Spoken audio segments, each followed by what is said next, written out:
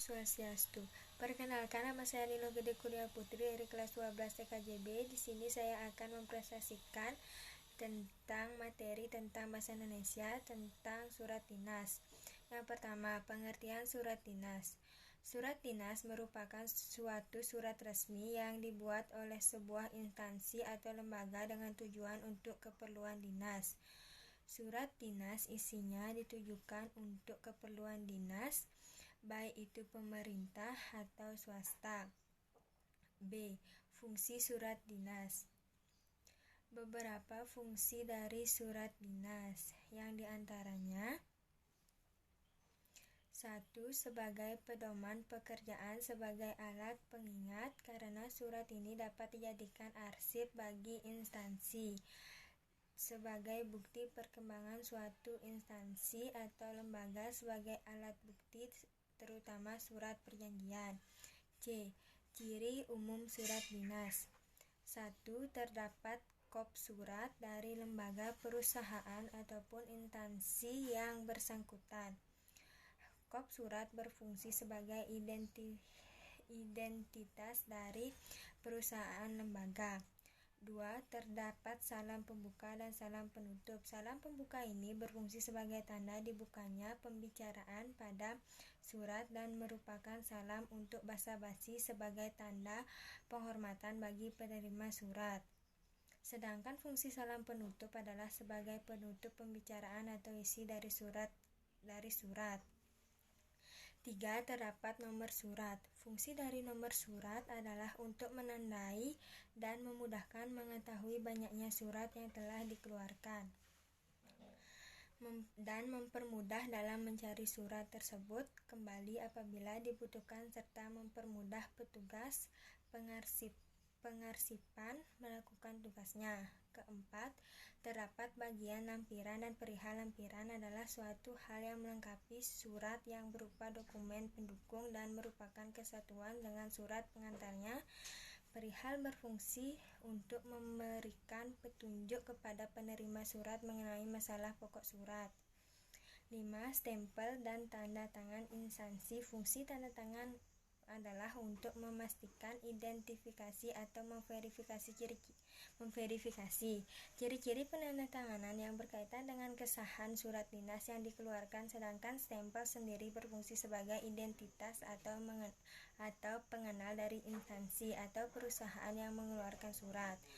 Ciri-ciri surat dinas. Adapun ciri dari surat dinas yang diantaranya adanya kop surat dan nama instansi ataupun lembaga. 3. Adanya nomor surat dan lampiran. 4. Adanya salam pembuka maupun salam penutup. 5. Menggunakan bahasa resmi karena surat dinas merupakan surat resmi. 6. Adanya stempel instansi atau lembaga pada surat. Syarat surat dinas. Beberapa persyaratan untuk membuat sebuah surat dinas, yang diantaranya 1. Format dari surat harus teratur sebagai dengan format surat dinas. Isi dari surat tidak terlalu panjang, harus langsung pada inti yang ingin disampaikan. 3. Bahasa yang digunakan harus bahasa resmi, sopan, dan mudah untuk dipahami pembaca. 4. Dan surat harus menggambarkan citra dari instansi atau lembaga yang membuatnya. 5. Bagian surat dinas. Surat dinas merupakan surat resmi dan tentu saja ada bagian-bagiannya, yang diantaranya sebagai berikut. 1. Kop surat atau kepala surat merupakan bagian teratas dari sebuah surat resmi, biasanya dipakai untuk membedakan surat formal dan surat non-formal. Kop surat terdiri dari logo, nama, dan alamat instansi atau lembaga. Kepala surat berisi nama lembaga atau organisasi dan alamatnya. Nama organisasi atau lembaga dituliskan dengan menggunakan huruf menggunakan huruf kapital semua. Alamat dituliskan dengan menggunakan huruf kapital di setiap awal kata kecuali kata penghubung, kata jalan, dan telepon tidak boleh disingkat. 2. Tanggal surat. Penulisan tanggal dalam surat resmi lembaga tidak perlu mencantumkan tempat karena sudah ada di kepala surat. Tanggal dituliskan dengan angka diikuti nama, bulan tanpa disingkat, lalu tahun. 3. Nomor. Terdiri dari kode nomor, urut surat yang dikeluarkan, identitas instansi atau lembaga, dan tahun dibuatnya surat tersebut. 4. Lampiran. Lampiran yaitu lembaran tambahan yang akan dilampirkan, dapat berupa lembaran kertas lain atau dokumen lain. Jika tidak ada lampiran, biasanya diisi dengan tanda strip. 5. Perihal atau hal. Perihal merupakan isi pokok dari surat dinas, seperti misalnya ditujukan kepada siapa atau untuk apa surat tersebut. 6. Alamat. Terdapat 2 macam penulisan alamat pada surat dinas, ada untuk perorangan dan ada untuk instansi lain. 7. Salam pembuka. Salam pembuka dipakai untuk menunjukkan sopan santun maupun rasa hormat. Salam pembuka dituliskan di sebelah kiri sejajar dengan alamat, diawali dengan huruf kapital pada kata yang pertama saja dan kata kedua tidak perlu menggunakan huruf kapital, lalu diakhiri dengan koma. 8. Isi surat. Isi dari surat haruslah sesuai dengan perihal. Isi surat terdiri atas 3 bagian, yaitu paragraf pembuka, paragraf isi, dan paragraf penutup. 9. Salam penutup. Salam penutup dipakai untuk menunjukkan akhir dari isi surat. Salam penutup ditulis di sebelah kanan bawah. 10. Pengirim. Meliputi jabatan pengirim dalam instansi atau lembaga, nama terang, tanda tangan, dan stempel instansi. 11. Tembusan. Tembusan dipakai jika surat tersebut memang membutuhkan tembusan. Tembusan yaitu pihak-pihak yang mendapatkan tebusan ataupun salinan surat selain yang dialamatkan, jenis atau macam-macam surat dinas. Surat yang disampaikan kepada khalayak umum tanpa harus diketahui siapa dan berapa jumlah pembacanya, dan siapapun berhak membaca surat panggilan kerja. Surat yang dipergunakan untuk memanggil atau mengundang seseorang untuk mengadakan wawancara, pengujian tenaga kerja, penawaran protek kerjasama, dan lain-lain sesuai tempat dan waktu yang ditetapkan. Surat permohonan izin. Surat yang sengaja dibuat dengan tujuan untuk memohon izin atau bantuan maupun kerjasama kepada instansi terkait. Surat undangan. Surat pemberitahuan kepada seseorang untuk menghadiri suatu acara pada waktu dan tempat yang telah ditentukan. Surat pemberitahuan. Surat yang berisi pemberitahuan kepada semua anggota yang dituju agar mereka mengetahui sebuah kabar, berita, atau informasi. Surat pemberian izin.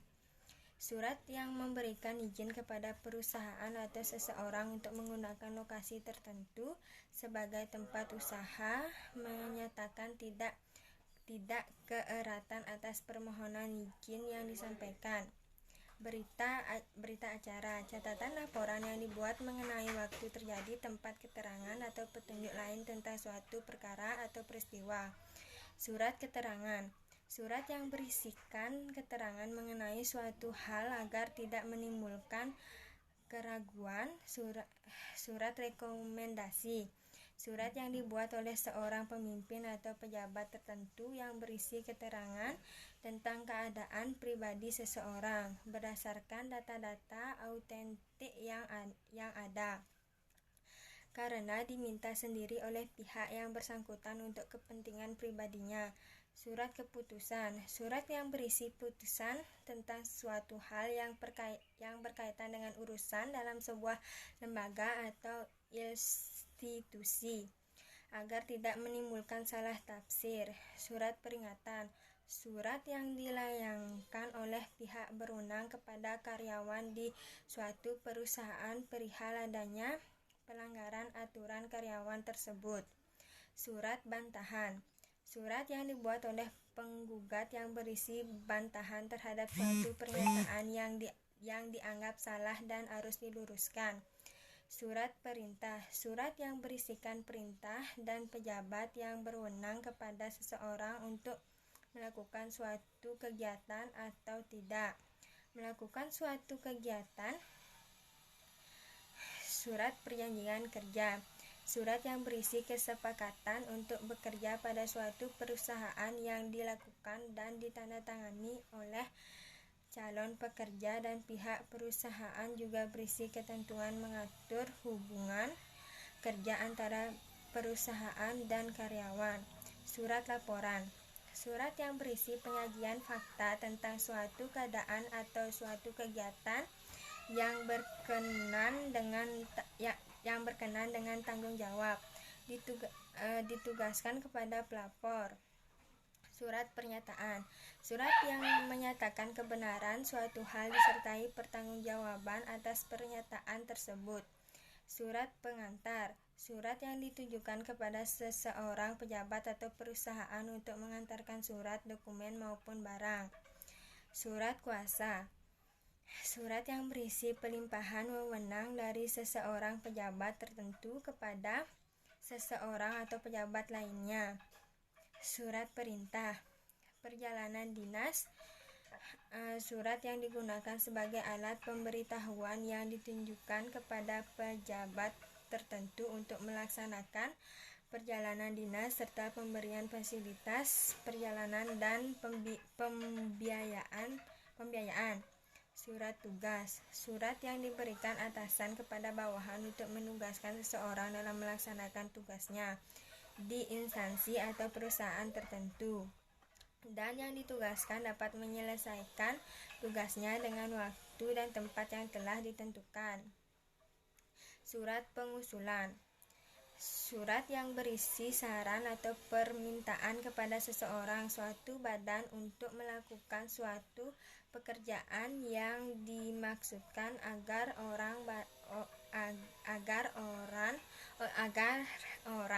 badan yang menerima usul tersebut dapat melakukan apa yang diharapkan.